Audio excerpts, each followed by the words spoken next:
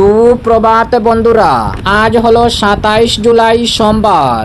আজকের সকালের বরাক উপত্যকার শ্রীভূমি, করিমগঞ্জ, শিলচর, হাইলাকান্দি সহ আসামের বিশেষ বিশেষ খবরগুলি হলো: লোকসভায় আসন সংখ্যা বৃদ্ধির লক্ষ্য, নির্বাচনী এলাকা পুনর্গঠন, পরীক্ষা বিল সহ আরও কি বিল আসছে বাদল অধিবেশনে, বিস্তারিত থাকবে প্রতিবেদনে।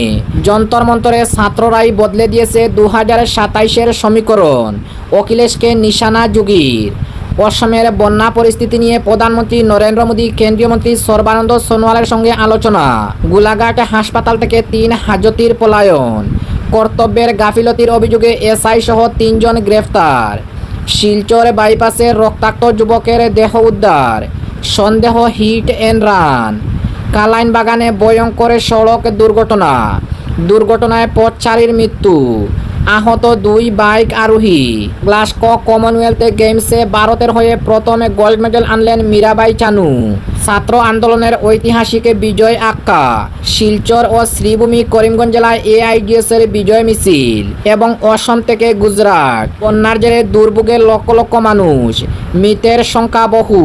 তাহলে বিস্তারিত খবরে যাওয়ার আগে অবশ্যই ভিডিওটিতে একটি লাইক দিয়ে চ্যানেলটি সাবস্ক্রাইব করে পাশের বেল আইকনটি বাজিয়ে রাখবেন এবং ফেসবুক পেজে দেখে থাকলে পেজটি ফলো করে ভিডিওটি শেয়ার করবেন, যাতে সঠিক খবরগুলি সবার কাছে পৌঁছাতে পারি। এবার শুনুন আজকের খবরের বিস্তারিত। প্রথম খবর, লোকসভায় আসন সংখ্যা বৃদ্ধি, নির্বাচনী এলাকা পুনর্গঠনে, পরীক্ষা বিল সহ আরও কি বিল আসছে বাদল অধিবেশনে। ছাত্র আন্দোলনের চাপে ইস্তফা দিতে হয়েছে শিক্ষামন্ত্রী ধর্মেন্দ্র প্রধানকে। একই দিনে নতুন শিক্ষামন্ত্রীর নামও ঘোষণা হয়ে গিয়েছে। গোটা দেশে একই বার্তা চলে গিয়েছে। নিট পরীক্ষার পেপারে লিক নিয়ে ধর্মেন্দ্র প্রধানের ইস্তফাকে ঘিরে গুড় চাপে মোদী সরকার। তবে এর উল্টো দিকও রয়েছে। শিক্ষামন্ত্রীর পদত্যাগের পর আন্দোলনকারীদের হাতে আর কোনো ইস্যু আপাতত রইল না। সরকারের বলার জায়গাও তৈরি হয়ে গেল। এই চাপ পাল্টা চাপের মধ্যে এই বাদল অধিবেশনে গুরুত্বপূর্ণ কিছু বিল পেশ করেছে কেন্দ্রীয় সরকার। সম্প্রতি 20 তৃণমূল সাংসদ এনডিএর দিকে ঝুঁকছেন। ফলে রাজ্যসভায় বিল পাশ নিয়ে যে সংশয় ছিল তা আর থাকবে না বলে মনে করছে রাজনৈতিক মহল। এবার বাদল অধিবেশনের জন্য কি বিল রয়েছে কেন্দ্রীয় সরকারের ঝুলিতে? ডিলিমিটেশন বিল। গোটা দেশের রাজনৈতিক সমীকরণের জন্য এই বিল অত্যন্ত গুরুত্বপূর্ণ। লোকসভা ও রাজ্য বিধানসভাগুলির নির্বাচনী এলাকার সীমানা পুনর্নির্ধারণের জন্য আনা হয়েছে এই বিল। এর জন্য একটি কমিটি গঠনের প্রস্তাব দেওয়া হয়েছে। মহিলাদের জন্য 33% আসন সংরক্ষণ করার প্রস্তাব রয়েছে এই বিলে। অপরদিকে সংবিধান সংশোধনী বিল 2026 লোকসভার মোট আসন সংখ্যা 543 থেকে বাড়িয়ে 850 করা এবং নারীদের জন্য 33% আসন সংরক্ষণ করার লক্ষ্যে এই বিল আনা হয়েছে। কেন্দ্রশাসিত অঞ্চল আইন সংশোধনী বিল 2026 সীমানা পুনর্নির্ধারণ কমিশন যাতে কেন্দ্রশাসিত অঞ্চলগুলিতে নির্বাচনী এলাকার সীমানা পুনরায় নির্ধারণ বা পুনর্বিন্যাস করতে পারে সেই সুবিধা প্রদান করতে এই বিলটি আনা হয়েছে। বিদেশি অনুদান নিয়ন্ত্রণ সংশোধনী বিল 2026 সরকারের কাছে এই বিলটি খুব গুরুত্বপূর্ণ। বিলটির মূল উদ্দেশ্য হল বিদেশ থেকে পাওয়া অনুদান বা তহবিলের ব্যবহারের উপর নজরদারি ও নিয়ন্ত্রণের নিয়মকানুনগুলোকে নতুন করে তোলা। আয়কর সংশোধনী বিল 2026 দেশে বিদেশি মূলধনের যোগান বজায় রাখা এবং বাড়াতে সরকারি সিকিউরিটি বিনিয়োগ করা। বিদেশি বিনিয়োগকারীদের জন্য কর ছাড় সুবিধা চালু রাখার লক্ষ্যে এই বিলটি আনা হয়েছে। ক্ষুদ্র, ছোট ও মাঝারি শিল্প উন্নয়ন সংশোধনী বিল 2026 পাওনা টাকা মেটাতে অযথা দেরি হওয়া আটকানো এবং ছোট ব্যবসা বা উদ্যোগগুলোকে আরও সহজে চালনা করার পরিবেশ তৈরি করাই এই বিলের মূল লক্ষ্য। পাবলিক এক্সামিনেশন সংশোধনী বিল 2026 সিজেপির প্রতিবাদের পর আনা এই গুরুত্বপূর্ণ বিলের মূল লক্ষ্য হল প্রশ্নপত্র ফাঁস আটকানো। ভবিষ্যতে যাতে আর প্রশ্ন ফাঁস না হয় সেজন্য এতে কঠোর শাস্তি ও দ্রুত বিচার আদালত অর্থাৎ ফাস্ট ট্র্যাক কোর্ট গড়ে তোলার প্রস্তাব দেওয়া হয়েছে। সুপ্রিম কোর্টে বিচারপতির সংখ্যা সংশোধনী বিল 2026 বিচারাধীন মামলার জট বা বকেয়া কমানোর লক্ষ্যে সুপ্রিম কোর্টের বিচারপতির সংখ্যা 33 থেকে বাড়িয়ে 37 করার প্রস্তাব দেওয়া হয়েছে। জন্ম ও মৃত্যু নিবন্ধন সংশোধনী বিল 2026 দেরিতে হওয়া জন্ম ও মৃত্যু নিবন্ধনের রেজিস্ট্রেশন নিয়মকানুন আরও কঠোর ও নিখুঁত করার উদ্দেশ্যে এই বিলটি আনা হয়েছে। জাতীয় সম্মানের প্রতি অসম্মান প্রতিরোধ সংশোধনী বিল 2026 জাতীয় প্রতীকগুলোর মর্যাদা রক্ষা সম্পর্কিত বিদ্যমান আইনে প্রয়োজনীয় কিছু পরিবর্তনের প্রস্তাব দেওয়া হয়েছে। অপরদিকে যন্তর মন্তরে ছাত্ররাই বদলে দিয়েছে 2027-এর সমীকরণ। অখিলেশকে নিশানা যোগীর। 2027 সালের বিধানসভা নির্বাচন যতই গনিয়ে আসছে, উত্তরপ্রদেশের রাজনৈতিক প্রেক্ষাপটে দ্রুত বদলে যাচ্ছে। এখন পর্যন্ত নির্বাচনী আলোচনার মূলত সাংস্কৃতিক জাতীয়তাবাদ, রাম মন্দির এবং অন্যান্য ঐতিহ্যবাহী বিষয়গুলিকে কেন্দ্র করে আবর্তিত হচ্ছিল, কিন্তু দিল্লির যন্তর মন্তরে ছাত্র ও যুবকদের হিংসাত্মক বিক্ষোভ পুরো রাজনৈতিক এজেন্ডাকেই ওলটপালট করে দিয়েছে। এখন রাজ্যের রাজনীতির সবচেয়ে বড় আলোচনাগুলি নকলবাজ মাফিয়া, প্রশ্নপত্র ফাঁসের নিয়োগ পরীক্ষা এবং কর্মসংস্থান সংক্রান্ত বিষয়গুলিকে ঘিরে। এই পরিবর্তনশীল এবং প্রতিদ্বন্দ্বিতাপূর্ণ পরিবেশে মুখ্যমন্ত্রী যোগী আদিত্যনাথ বিরোধীদের আক্রমণের বিরুদ্ধে আত্মরক্ষামূলক জবাব না দিয়ে সরাসরি সমাজবাদী পার্টি এবং অখিলেশ যাদবকে লক্ষ্য করে একটি অত্যন্ত আক্রমণাত্মক কৌশল গ্রহণ করেছে। ফতেহপুর থেকে পুরনো বিষয় তুলে মুখ্যমন্ত্রী যোগী আদিত্যনাথের কড়া আক্রমণ। শনিবার মুখ্যমন্ত্রী যোগী আদিত্যনাথ ফতেহপুর সফর করেন। সেখানে তিনি 489 কোটি টাকার বেশি মূল্যের 125টি উন্নয়ন প্রকল্পের উদ্বোধন ও ভিত্তিপ্রস্তর স্থাপন করেন। এই বিশাল অনুষ্ঠানে তিনি প্রাক্তন সমাজবাদী পার্টি সরকারের ওপর একটি কড়া রাজনৈতিক আক্রমণ শুরু করেন। কারো নাম উল্লেখ না করে মুখ্যমন্ত্রী সমাজবাদী পার্টির শীর্ষ নেতৃত্বকে লক্ষ্য করে বলেন, একটা সময় ছিল যখন উত্তরপ্রদেশের সমস্ত উন্নয়ন তহবিল একটি পরিবার এবং একটি অঞ্চলে কেন্দ্রীভূত ছিল। তিনি দাবি করেন যে অতীতে রাজ্যের সম্পদ কখনো সমানভাবে বিকশিত হয়নি, অথচ এখন তার সরকার কোনো বৈষম্য ছাড়াই রাজ্যের 75টি জেলাতেই উন্নয়ন প্রকল্প পৌঁছে দিচ্ছে। সেফাই মডেলকে সরাসরি আক্রমণ। ফতেহপুরে একটি বিশাল জনসভায় মুখ্যমন্ত্রী যোগী আদিত্যনাথের সমাজবাদী পার্টির তথাকথিত সেফাই মডেলের উপর তীব্র আক্রমণ চালান। তিনি স্পষ্ট করে বলেন, আগে ফতেহপুরের জনগণের এবং রাজ্যের যুবকদের উন্নয়নের জন্য বরাদ্দকৃত তহবিলের অর্থ শুধুমাত্র নাচ, গান ও বিনোদনের জন্য ব্যয় করা হতো। মুখ্যমন্ত্রী বলেছেন যে রাজ্যের স্বজনপ্রীতির এই প্রথা এখন পুরোপুরি শেষ হয়ে গেছে। তিনি দাবি করেছেন যে বর্তমান সরকার কোনো আঞ্চলিক বা রাজনৈতিক বৈষম্য ছাড়াই সমগ্র উত্তরপ্রদেশ জুড়ে সমানভাবে উন্নয়নের কাজ করেছে। তার মতে কোনো নির্দিষ্ট অঞ্চলকে অগ্রাধিকার না দিয়ে উত্তরপ্রদেশ রাজ্যের সমস্ত জেলাকে এখন সমানভাবে গুরুত্ব দেওয়া হয়েছে। অপরদিকে অসমের বন্যা পরিস্থিতি নিয়ে প্রধানমন্ত্রী নরেন্দ্র মোদী কেন্দ্রীয় মন্ত্রী সর্বানন্দ সোনোয়ালের সঙ্গে আলোচনা।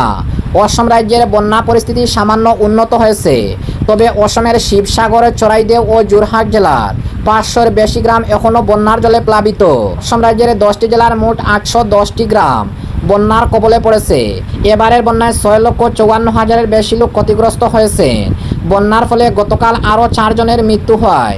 এবারের বন্যায় মৃতের সংখ্যা বেড়ে দাঁড়িয়েছে 66। অসম রাজ্য দুর্যোগ ব্যবস্থাপনা কর্তৃপক্ষের সূত্র অনুযায়ী এবারের বন্যায় 34,970 হেক্টরের বেশি কৃষিজমি বন্যার জলে প্লাবিত হয়েছে। রাজ্যের বন্যা প্রভাবিত অঞ্চলগুলোতে ত্রাণ ও উদ্ধার অভিযান অব্যাহত রয়েছে। প্রধানমন্ত্রী নরেন্দ্র মোদী গতকাল টেলিফোন যুগে কেন্দ্রীয় মন্ত্রী সর্বানন্দ সোনোয়ালের সঙ্গে রাজ্যের বন্যা পরিস্থিতি নিয়ে বিস্তারিত খোঁজ খবর নেন।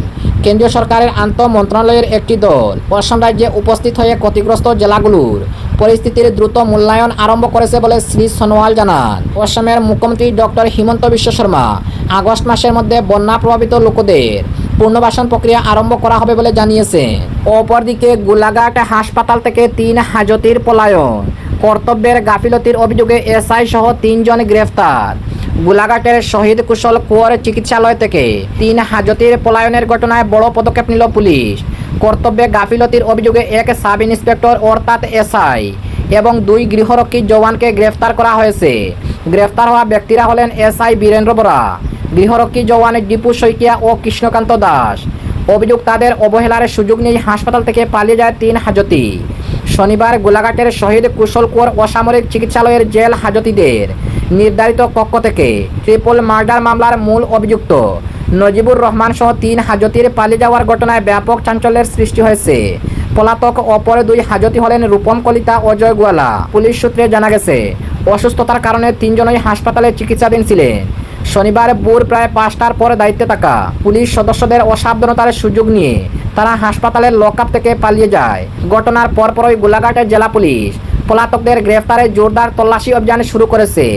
জেলার বিভিন্ন গুরুত্বপূর্ণ এলাকায় চেকিং, নজরদারি এবং তল্লাশি আরও বাড়ানো হয়েছে। গোলাঘাট জেলার senior police super Rajen Singh জানান, ট্রিপল মার্ডার মামলার প্রধান অভিযুক্ত নজিবুর রহমান সহ 3 হাজতির পলায়নের ঘটনায় পুলিশের গাফিলতির বিষয়টি খতিয়ে দেখা হচ্ছে। একই সঙ্গে তাদের দ্রুত গ্রেফতারের জন্য একাধিক পুলিশ দল অভিযান চালাচ্ছে। এদিকে কর্তব্যরত গৃহরক্ষী বাহিনীর এক জওয়ান জানান, বুয়ের দায়িত্বপ্রাপ্ত কর্মকর্তা বীরেন বরা বাড়ি যাওয়ার সময় লকআপের চাবি তার কাছে রেখে যান। তিনি চাবিটি বালিশের নিচে রেখে ঘুমিয়ে পড়েন। পরে ঘুম থেকে উঠে দেখেন লকআপের দরজা খোলা এবং 3 হাজতি উধাও। সঙ্গে সঙ্গে বিষয়টি ঊর্ধ্বতন কর্তৃপক্ষকে জানানো হয়। প্রাথমিক তথ্য অনুযায়ী পলাতকদের মধ্যে নজিবুর রহমান ট্রিপল মার্ডার মামলার প্রধান অভিযুক্ত এবং অপর দুজন চুরির মামলার অভিযুক্ত। অভিযোগ মতে পালিয়ে যাওয়ার সময় তারা কর্তব্যরত জওয়ানের মোবাইল ফোন ও মোটরসাইকেল নিয়ে যায়। পুরো ঘটনার তদন্ত শুরু হয়েছে এবং পলাতকদের গ্রেফতারে পুলিশি অভিযান অব্যাহত রয়েছে। অপরদিকে শিলচরে বাইপাসে রক্তাক্ত যুবকের দেহ উদ্ধার, সন্দেহ হিট অ্যান্ড রান। শিলচরের গুঙ্গুর বাইপাসে রক্তাক্ত এক যুবকের মৃতদেহ উদ্ধার হয়। পাশে পড়ে রয়েছে তার বাইকও। জানা গেছে নিহত যুবক শ্রীভূমি করিমগঞ্জ জেলার রামকৃষ্ণনগর এলাকার শিবটিলা গ্রামের বুদ্ধদর। স্থানীয় সূত্রে জানা যায়, রবিবার রাস্তার ওপর এক যুবককে রক্তাক্ত অবস্থায় পড়ে থাকতে দেখে এলাকাবাসী দ্রুত ট্রাফিক বিভাগ ও পুলিশকে খবর দেন। খবর পেয়ে ট্রাফিক বিভাগের কর্মী এবং শিলচর সদর থানার ওসি, ন্যাশনাল হাইওয়ে আউটপোস্টের ইনচার্জ, গুঙ্গুর আউটপোস্টের ইনচার্জ সহ পুলিশের একটি দল ঘটনাস্থলে পৌঁছে মৃতদেহ উদ্ধার করে। পরে মৃতদেহটি ময়নাতদন্তের জন্য শিলচর মেডিকেল কলেজ হাসপাতালে পাঠানো হয়। একই সঙ্গে নিহতদের পরিবারের সদস্যদের ঘটনাটির বিষয়ে অবহিত করা হয়েছে। দুর্ঘটনার সঠিক কারণ এখনও স্পষ্ট নয়। প্রত্যক্ষদর্শীরা কীভাবে ঘটনাটি ঘটছে সে সম্পর্কে নিশ্চিতভাবে কিছু বলতে পারেনি।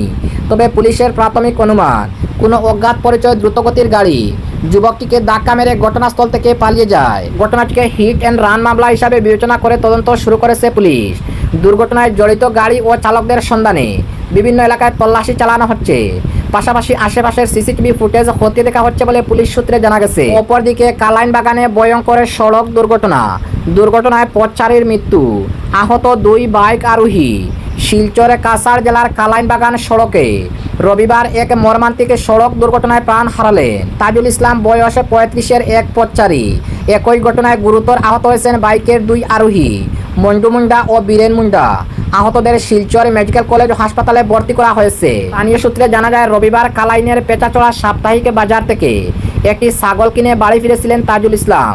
সেই সময় দ্রুতগতিতে আসা একটি বাইকে প্রথমে রাস্তার পাশের একটি সীমানা প্রাচীরে সজোরে ধাক্কা মারে। ধাক্কার পরে নিয়ন্ত্রণ হারিয়ে তাজুল ইসলামের ওপর উঠে যায়।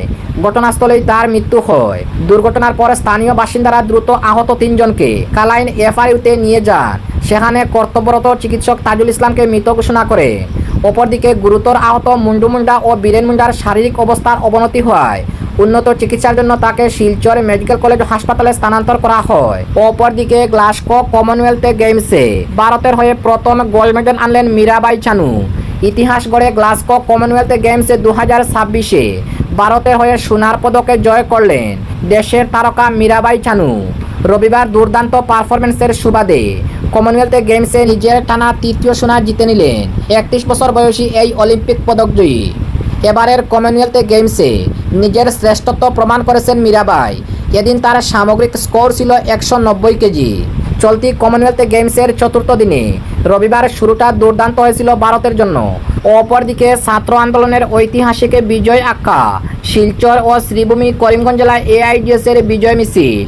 কেন্দ্রীয় শিক্ষামন্ত্রী ধর্মেন্দ্র প্রধানের পদত্যাগকে ছাত্র আন্দোলনের ঐতিহাসিক বিজয় বলে দাবি করে রবিবার শিলচর ও শ্রীভূমি করিমগঞ্জ জেলায় বিজয় মিছিলের আয়োজন করে এআইডিএসও। সংগঠনের পক্ষ থেকে জানানো হয়, শিক্ষামন্ত্রীর পদত্যাগ দীর্ঘদিনের ছাত্র যুব আন্দোলনের ফল। একই সঙ্গে ন্যাশনাল টেস্টিং এজেন্সি এনটিএ বিলুপ্তি, জাতীয় শিক্ষানীতি 2020 প্রত্যাহার, প্রশ্নপত্র ফাঁসের স্থায়ী সমাধান, সরকারি শিক্ষা ব্যবস্থা রক্ষা এবং আন্দোলনকারীদের বিরুদ্ধে দায়ের করা মামলা প্রত্যাহারের দাবিও পুনর্ব্যক্ত করা হয়। এবং আজকের শেষ খবরটি অসম থেকে গুজরাট। ভয়ঙ্কর বন্যার জেরে দুর্ভোগে লক্ষ লক্ষ মানুষ, মৃতের সংখ্যা বহু। টানা ভারী বৃষ্টির জেরে দেশের পূর্ব ও পশ্চিমে 2 প্রান্তেই বন্যা পরিস্থিতির উদ্বেগ বাড়ছে। অসমের জল কিছুটা নামলেও এখনও 6.5 লক্ষর বেশি মানুষ বন্যা কবলিত এবং মৃতের সংখ্যা বেড়ে দাঁড়িয়েছে 63। অন্যদিকে গুজরাটের দাদরানগর হাভেলি এবং দমন অঞ্চলে ভয়াবহ জলাবদ্ধতার মধ্যে টানা উদ্ধার অভিযান চালিয়ে 170 জনকে নিরাপদে সরিয়ে এনেছে ভারতীয় উপকূলরক্ষী বাহিনী। 2 অঞ্চলের প্রশাসনিক ত্রাণ উদ্ধার কাজে সর্বশক্তি দিয়ে পরিস্থিতি সামাল দেওয়ার চেষ্টা চালিয়ে যাচ্ছে। অসমে বন্যার প্রকোপ কিছুটা কমলেও সংকট এখনও কাটেনি। বিস্তীর্ণ এলাকা জলমগ্ন থাকায় হাজার হাজার পরিবার ঘরছাড়া। শিবসাগর, চড়াইদেও, যোরহাট সহ একাধিক জেলায় স্বাভাবিক জীবনযাত্রা ব্যাহত হয়েছে। প্রায় লক্ষ লক্ষ মানুষ ক্ষতিগ্রস্ত হয়েছে এই বন্যার জেরে। দুর্গতদের জন্য ত্রাণ শিবির চালু রেখেছে, খাদ্য, পানীয় জল ও প্রয়োজনীয় সামগ্রী পৌঁছে দেওয়া হচ্ছে। বহু গ্রাম এখনও বিচ্ছিন্ন। নদীর জল বিপদসীমার উপর দিয়ে বইতে থাকায় নতুন করে উদ্বেগ তৈরি হয়েছে।